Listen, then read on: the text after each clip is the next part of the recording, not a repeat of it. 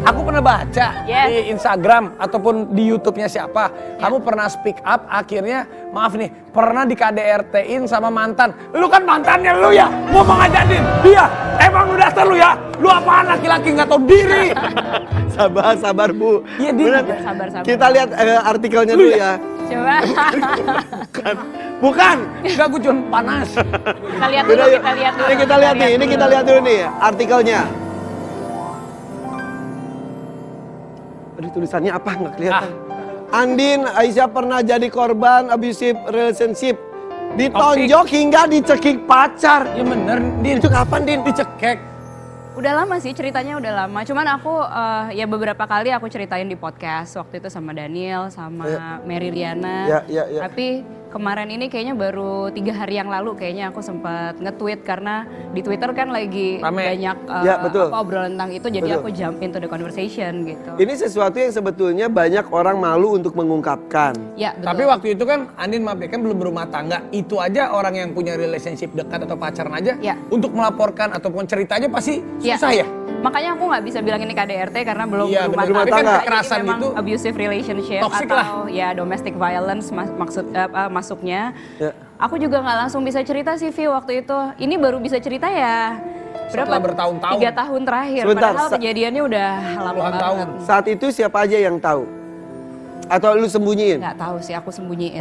Aku sembunyiin. Kamu sembunyikan? Karena kayak aku berusaha sekali supaya papa mamaku juga nggak tahu. Yang mana sebenarnya itu pasti sulit sekali kan, kita tinggal serumah. Maksudnya orang tua. Itu kan pasti ada bekas kekerasannya. Iya. Biru-biru, lebam Betul, atau betul. Sampai sebegitunya. Sampai sebegitunya. Tapi Kayak aku gini lebih parah dari ini ya?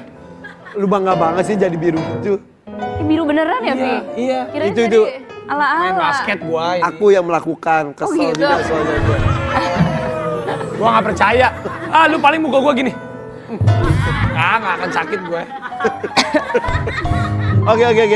Ini ada artikel juga katanya Andin pernah digebuk pakai wadah gitar. Tuh.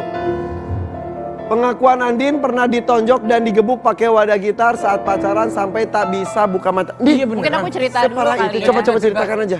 Karena ini juga udah cukup lama, jadi aku juga udah overcome the trauma juga. Jadi selama 9 bulan aku pacaran itu ya isinya memang lebih banyak berantemnya. Berantem dalam arti kita tidak bisa berkomunikasi dengan baik sehingga ketika dia marah dia merasa harus meluapkan emosinya dengan kekerasan gitu. Jadi mulai dari ditonjok, dicekek, dipukul pakai hardcase gitar, dibeset pakai pisau, turunin kayak berantem di jalan tol sampai akhirnya kayak aku buka pintu dan mau guling-guling gitu di jalan tol. Jadi hal-hal semacam itu gitu. Sebegitunya? Sampai sebegitunya. Dan lu saat itu diam?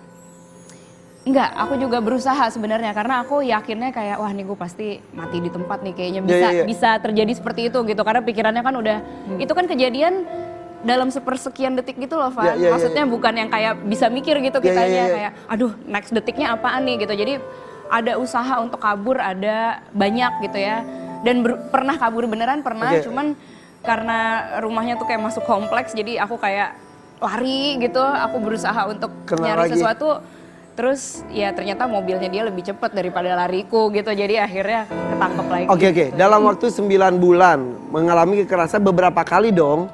Sering ya. Enggak ya. Dari kekerasan satu ke kekerasan lain. Terus apa yang membuat Andin akhirnya memaafkan? Oke, ini sebenarnya akan sulit akan sulit dicerna sama orang yang belum pernah merasakan sebenarnya gitu. Tapi aku bisa cerita gini. Jadi waktu pertama kali aku dipukulin gitu dan aku ngerasa wah ini udah nggak bener nih. Udah pasti aku putusin gitu. Harusnya. Tapi memang aku putusin waktu itu. Tapi abis itu biasanya tuh minta maafnya tuh sampai yang kayak nangis-nangis, sujud-sujud atau yang kayak sesek nafas gitu yang sampai kayak gue nggak bisa hidup tanpa lo kayak gitu rasanya gitu. Jadi akhirnya balikan lagi. Kayak benar-benar merasa nggak kayak aku jadi merasa bersalah dan bertanggung jawab atas dan ada keinginan untuk merubah karakter si orang tersebut saat itu. Karena menurut dia Cuman aku yang bisa ngerubah. Akhirnya balik dia lagi. Dia membutuhkan bantuanku untuk bisa mengubah hidupnya dia. Jadi gitu, kira-kira. caranya begitu makanya akhirnya kamu merasa bersalah dan Iba ya udah deh gue balikan lagi gue pengen merubah lu supaya lu lebih baik gitu. Iya.